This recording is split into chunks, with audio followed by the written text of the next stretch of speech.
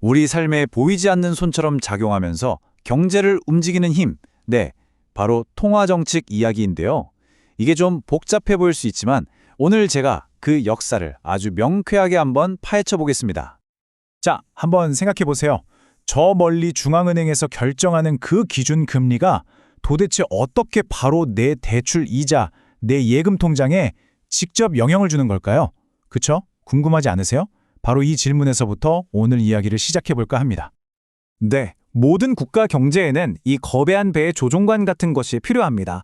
바로 중앙은행의 핵심 임무인 통화정책, 경제의 방향을 잡는 조종관에 대한 이야기입니다. 통화 정책이라는 게 뭐냐? 아주 간단하게 말하면요. 경제의 속도를 조절하는 장치라고 보시면 돼요. 경기가 막 너무 뜨겁다 싶으면 브레이크를 밟고요. 너무 차갑게 식었다 싶으면 엑셀을 밟는 거죠. 그러니까 경제라는 이 거대한 자동차가 안정적으로 잘 달리게 하는 아주 핵심적인 운전 기술이라고 할 수 있겠습니다. 좋아요. 그럼 이 조종관으로 과연 어디를 향해 가는 걸까요? 최종 목적지가 바로 여기 보이는 네 가지입니다. 물가 안정, 완전 고용, 그리고 지속 가능한 경제 성장과 금융 시스템 안정. 그런데 여기서 진짜 흥미로운 게 뭐냐면요.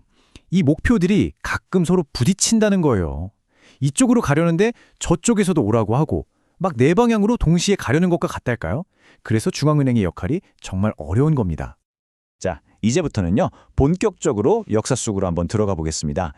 중앙은행이 이 어려운 목표들을 달성하기 위해서 어떤 길잡이별, 그러니까 전문 용어로는 명목 기준지표라고 하는데요. 이 별을 따라서 항해해 왔는지 그 여정을 함께 따라가 보시죠. 여기 보시면 지난 100년간의 큰 흐름이 딱 정리되어 있습니다. 처음에는 반짝이는 금을 기준으로 삼았던 금본위제 시대가 있었고요. 그러다가 1970년대에 정말 끔찍한 인플레이션을 겪으면서 아니다, 돈의 양, 즉 통화량 자체를 조절해야 한다. 이게 바로 통화주의인데 이게 대세가 됩니다.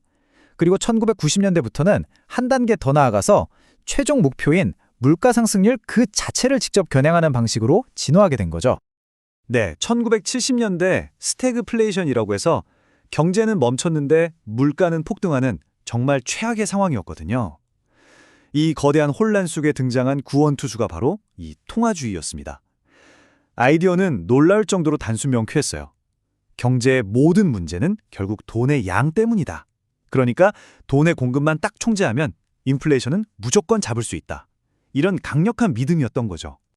바로 이 말, 밀턴 프리드먼의 이 유명한 한마디가 통화주의의 핵심 철학을 그냥 완벽하게 보여줍니다. 인플레이션은 언제 어디서나 화폐적 현상이다. 이게 무슨 말이냐면 물가가 오르는 원인을 복잡한 데서 찾을 필요 없다는 거예요. 결국엔 그냥 돈이 너무 많이 풀렸기 때문이다. 아주 강력한 메시지였죠. 그런데요, 이렇게 강력했던 통화주의도 결국 현실의 벽에 딱 부딪히고 맙니다. 왜냐하면 금융시장이 엄청나게 발전하면서 돈이라는 것의 정의 자체가 애매해진 거예요. 신용카드, 온갖 금융상품들, 중앙은행이 통화량이라고 정의하고 통제하려는 돈이랑 실제 경제를 막 굴러가게 만드는 돈 사이의 연결고리가 뚝 끊어져 버린 겁니다. 길잡이별을 보고 가는데 그 별이 갑자기 막 흐려져 버린 거죠. 자, 이렇게 과거의 실패를 딛고 현대 통화 정책의 새로운 주인공이 무대에 등장합니다. 그 이름은 바로 물가 안정 목표제입니다. 자, 이게 이전 방식이랑 뭐가 다르냐면요. 아주 중요한 차이가 있어요. 예전에는 통화량 같은 중간 다리를 어떻게든 조절해서 물가를 잡으려고 했잖아요. 그런데 물가 안정 목표제는 그런 거추장스러운 중간 과정 다 빼고 우리 목표는 물가 상승률 2%입니다. 이렇게 최종 목표를 그냥 직접 조준하는 방식이에요. 훨씬 직관적이고 명확하죠? 이 제도가 성공하려면요. 이 세 가지 기둥이 정말 튼튼해야 합니다. 첫째, 목표를 명확하게 딱 발표하는 거예요. 우리의 목표는 물가 상승률 2%입니다. 이렇게요. 둘째, 그 목표를 달성하기 위한 방법은 정부 간섭 없이 중앙은행이 독립적으로 결정해야 하고요. 그리고 마지막으로 왜 그런 결정을 했는지 시장과 국민들에게 투명하게 설명하고 그 결과에 대해서도 책임을 지는 겁니다. 결국 이 모든 건 딱 한 단어, 신뢰로 모아집니다. 사람들이 저 중앙은행은 말한 대로 약속을 꼭 지킬 거야. 이렇게 믿어줄 때 이 제도는 엄청난 힘을 발휘하는 거죠. 사람들의 기대 심리를 안정시키는 것, 이게 바로 이 제도가 가진 핵심 초능력이라고 할 수 있어요. 와, 이제 정말 모든 게 순조로워 보였어요. 그런데 말이죠. 2008년 전 세계를 강타한 글로벌 금융위기가 터지면서 이 강력했던 정책 체계에 아주 거대한 맹점이 드러나게 됩니다. 정말 극적인 반전이었죠. 바로 이 질문. 인플레이션만 안정적이면 경제는 진짜 안전한 건가? 이 질문이 금융위기 이후 통화정책의 가장 큰 화두가 됐습니다. 생각해보세요. 소비자 물가는 정말 안정적이었거든요. 그런데 왜 금융 시스템 전체가 통째로 무너질 뻔했을까요? 이건 마치 물가 안정이라는 길잡이 별 하나만 쳐다보고 항해하다가 바로 눈앞에 있는 거대한 빙산을 못 본 거나 마찬가지였던 겁니다. 이 지점에서 정말 뜨거운 논쟁이 벌어집니다. 바로 자산 거품 문제예요. 주식이나 부동산 가격에 거품이 막 낄 때 중앙은행은 이걸 어떻게 해야 할까요? 한쪽에서는 거품이 더 커지기 전에 금리를 올려서 선제적으로 대응해야 한다. 이걸 린이라고 하고요. 다른 한쪽에서는 아니 뭐가 거품인지 알기도 어렵고 괜히 잘못 건드렸다가 경제 전체를 침체에 빠뜨릴 수 있으니 그냥 터진 다음에 뒷수습하는 게 낫다. 이건 클린이라고 합니다. 정말 팽팽한 논쟁이었죠.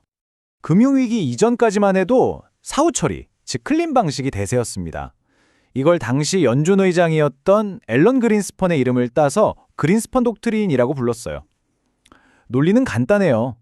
저게 진짜 거품인지 아닌지 불확실한데 그것 잡겠다고 섣불리 금리 올렸다가 확실한 경기 침체를 불러올 수는 없다는 거죠. 일리가 있죠? 그런데 이 논쟁에 경제학자 미슈킨이 아주 주요한 기준을 제시합니다. 여러분, 모든 거품이 똑같은 게 아닙니다. 이렇게요. 무슨 말이냐면 은행 대출이 폭발적으로 늘면서 만들어진 신용주도 거품이 있고 그냥 사람들 기대감만으로 부풀어 오른 비합리적 과열 거품이 있다는 거예요.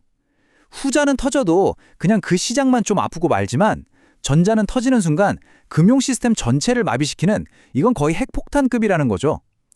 2008년 위기가 바로 이 신용주도 거품이었기 때문에 이건 그냥 놔두면 안 되는구나. 선제적으로 대응해야 한다는 목소리가 엄청나게 커지게 된 겁니다.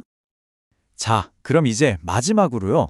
현재 통화 정책이 과연 어디로 나아가고 있는지 그 미래를 잠시 들여다보겠습니다. 중앙은행들의 이 탐구는 지금 이 순간에도 계속되고 있습니다. 이름은 조금 복잡하게 들릴 수 있는데요. 예를 들어 평균 물가 목표제 같은 건 과거에 물가 목표를 달성 못했으면 나중에라도 그걸 만회하자는 개념이고요. 아예 물가와 성장을 합친 명목 GDP 자체를 새로운 길잡이별로 삼자는 아이디어도 나와요. 어떻게든 더 나은 방법을 찾기 위해서 정말 치열하게 논의가 벌어지고 있는 거죠. 결국 경제라는 건 살아있는 유기체와 같아서 끊임없이 변하잖아요. 그렇기 때문에 경제를 안정시키기 위한 통화정책의 방식도 멈춰 있으면 안 되고 함께 진화해야만 하는 겁니다.